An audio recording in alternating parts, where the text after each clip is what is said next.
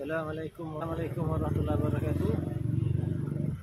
Sebenarnya saya nak buat satu perkongsian pada petang ni. Ni dah waktu malam ni okey, pada malam ni sebenarnya saya direzekikan pada hari ni jumpa satu masjid yang baru dibuka.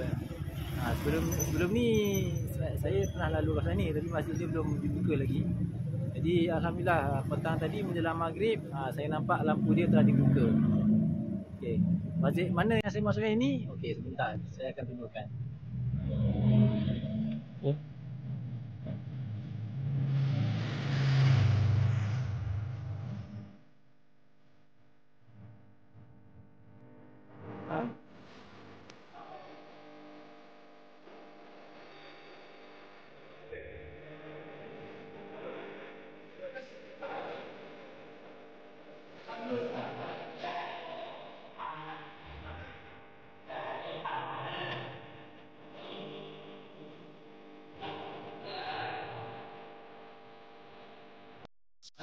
Saya dibuka menjelang Ramadan hari tu dalam 9 lebih. Sekarang ni bulan Syawal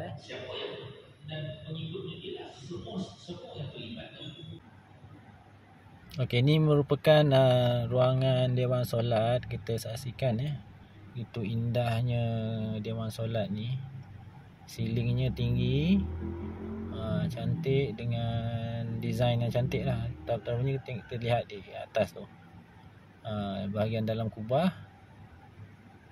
Okey, ada kalimah Allah. Cantik, memang cantik. Okey, dan sebenarnya depan tu mihrab, design dia pun cantik.